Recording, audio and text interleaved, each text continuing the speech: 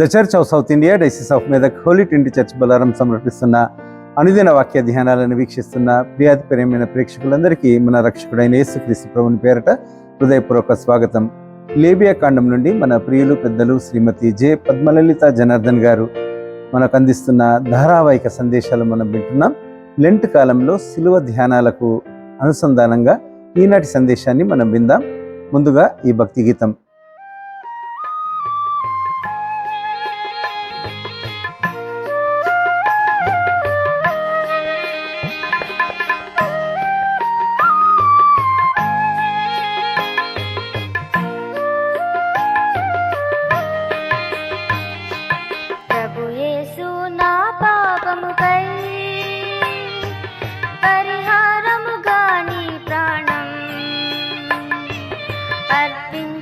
మరణించితివా, నా అపరాధము క్షమించితివా.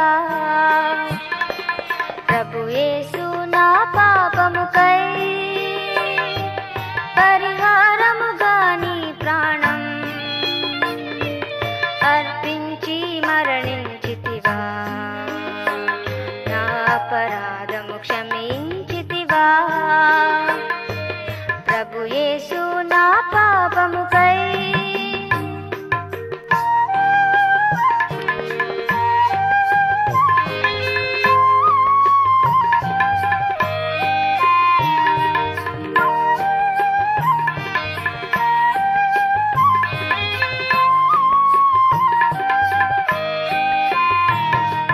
నా పాప శాపము మోసి నా దోషములను భరించితివా, నా పాప శాపము మోసి నా దోషములను భరించితివా. రక్తము కాచి నీ జీవమునిచ్చి నీ ప్రేమను నాకందించితివా. ప్రభు యేసు నా పాపముకై పరిహారముగా నీ ప్రాణం అర్పించి మరణించితివా, నా అపరాధం క్షమించితివా. ప్రభు యేసు నా పాపముకై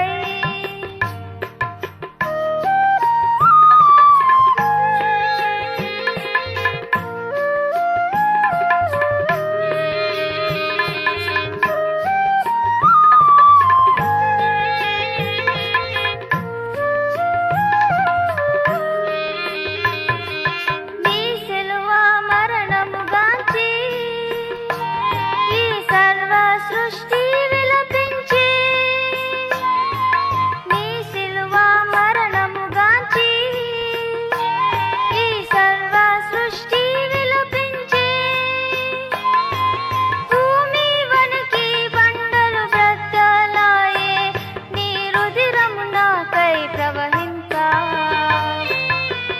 ప్రభు యేసు నా పాపముకై పరిహారముగా నీ ప్రాణం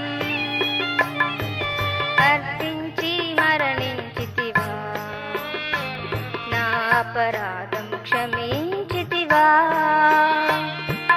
ప్రభు యేసు నా పాపముకై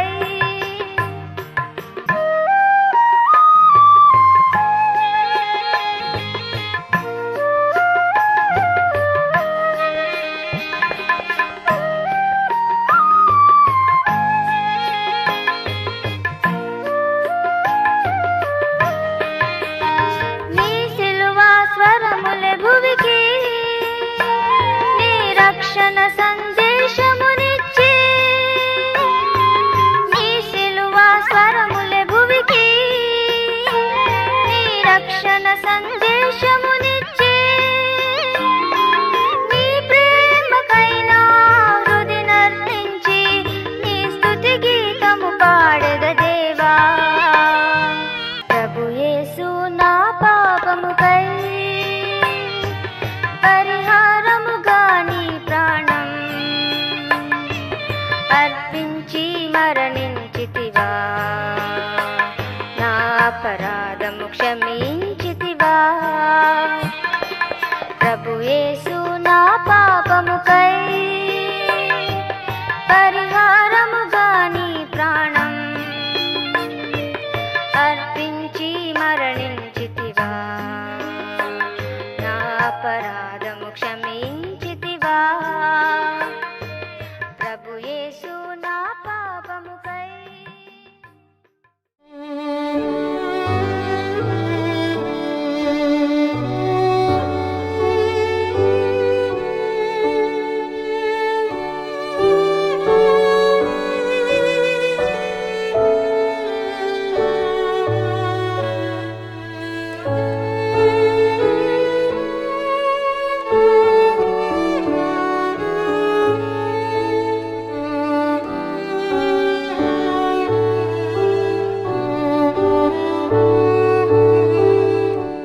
ఆంజనేయ దైవ ధ్యానానికి స్వాగతం. యేసుక్రీస్తు పరిశుద్ధ నామములో మీకు అందరికీ శుభములు కలుగును గాక.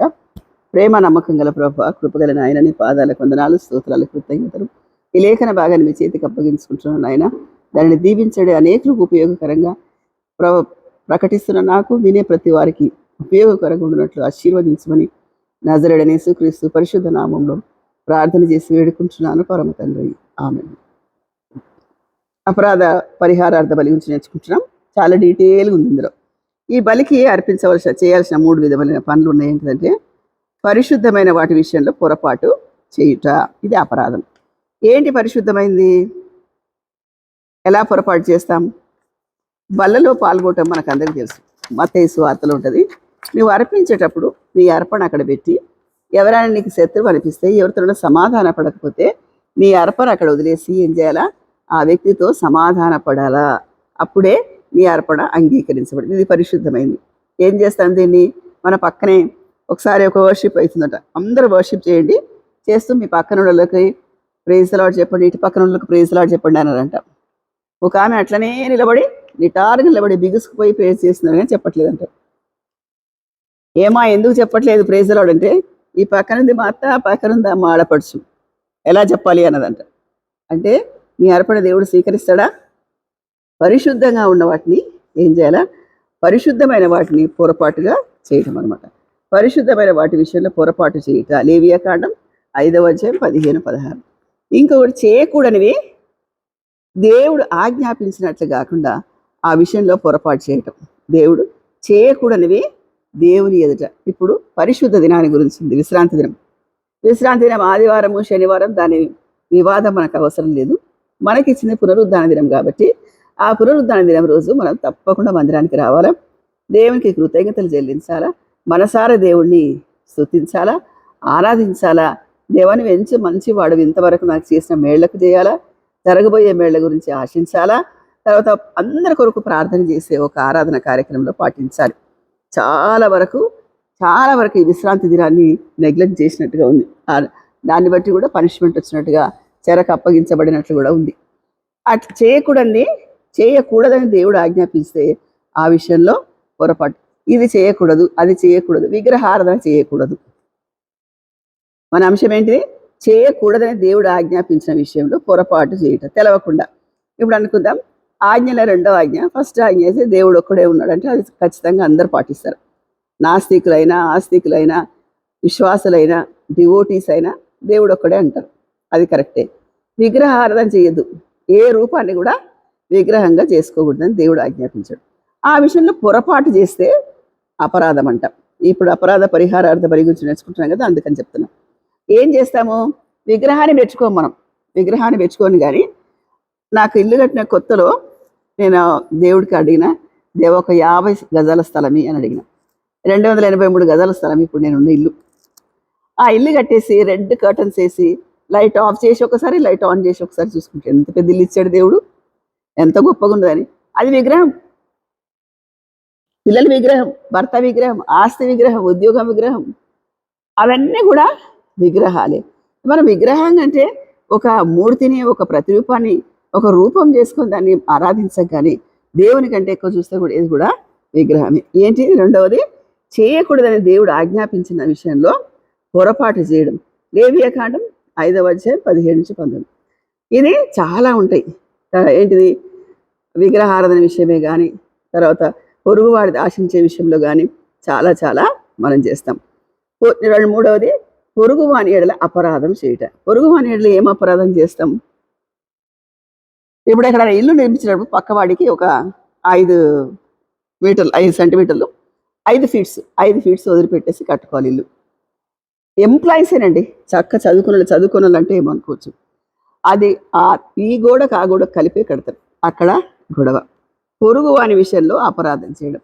పొరుగువాడి ఇక్కడంతా చెత్త తీసుకెళ్ళి పక్కవాడికి ఇస్తారు. పొరుగువాని జీవితంలో ఏంటిదంటే అపరాధం చేయడం. ఇది లేవియాకాండం 6వ అధ్యాయం మొదటి 7 వచనాల్లో ఉంది. 6వ అధ్యాయం. మరి యెహోవా మోషేకి ఇలాగు సెలవిచ్చెను, ఒకడు యెహోవాకు విరోధంగా ద్రోహం చేసి పాపి అయినడల, అనగా తనకు అప్పగింపబడిన దాని గురించే గాని, తాకట్టు ఉంచిన దాని గురించే గాని, దోచుకొని దాని గురించే గాని ఆ పొరుగు వానితో బొంకిన ఎడల, తన పొరుగు వాని బలాత్కరించిన ఎడల. దీనికి ఒక మంచి ఎగ్జాంపుల్ ఉంటుందండి. రాజుల మొదటి గ్రంథం, అది నాకు చాలా చాలా ఇష్టం ఆ లేఖన భాగం. 21వ అధ్యాయంలో ఆహాబు రాజు, యెజబెలు రాణి. ఆహాబు రాజ్యం వెళ్తుంటాడు, నాబోతు ద్రాక్ష తోటను ఆశిస్తాడు. అది బలత్కారంగా తీసుకుంటాడు. పొరుగువాని ఎడల అపరాధం చేశాడు. అందుకే మంచి సమరయుని కథ మనం వింటాం. ఆ సమరయుడు ఎవరు అంటే, అక్కడ ఒక అతను దొంగల చేత చిక్కబడి ఒకరు పడిపోయింటాడు. యెరూషలేము నుంచి ఎరికో నుండి యెరూషలేముకు వస్తున్నాడు. ఆయన వస్తుంటే అక్కడ పడిపోతే ఆయనకి ఎవరు ట్రీట్మెంట్ ఇస్తారండి? లేవీయుడు వెళ్ళిపోతాడు, చాలామంది వెళ్ళిపోతాడు. సమరయుడు వచ్చి ఆయనకు ఏం చేస్తాడో పరిచర్య చేస్తాడు. ఎవరు పరిచర్య చేశారు, ఎవరు ఆదరించారు, ఎవరు కష్టకాలం వద్ద ఆదరించారో అతనే పొరుగువాడు. ఆ పొరుగు వాని ఎడల అపరాధం చేస్తే, ద్రోహం తలపెడితే, తర్వాత ఇలాంటివన్నీ చేసినప్పుడు ఏమంటే దేవునికి ఇష్టం లేదు. అవన్నీ కూడా అపరాధం చేసబడ్డాయి. అపరాధం అంటే ఏంటి అనేది అని కొన్ని చెప్పాడు. ఆ కొన్ని కూడా ఇంకొక ఎపిసోడ్లో విందాం. ఇప్పుడు అపరాధ పరిహారార్థ బలిలో మనము ఏమున్నాయంటే ఆజ్ఞలు, పరిశుద్ధమైన వాటి విషయంలో పొరపాటు చేయుట. పరిశుద్ధమైన వాటి విషయంలో మనం చెప్పుకున్నాం. తర్వాత చేయకూడదని దేవుడు ఆజ్ఞాపించిన దాని విషయంలో పొరపాటు చేయడం, విగ్రహారాధన గురించి మాట్లాడుకున్నాం. పొరుగువాని ఎడల అపరాధం చేయుట, యెజబెలు గురించి మాట్లాడుకున్నాం. పొరుగువాడిది ఏది కూడా ఆశించద్దు. దావీదైతే పొరుగువాడి భార్యను ఆశించాడు. దావీదు ఊరియా భార్య, తన సైనికుడు, తన సేన. అసలు ఆయన పని ఏంటి?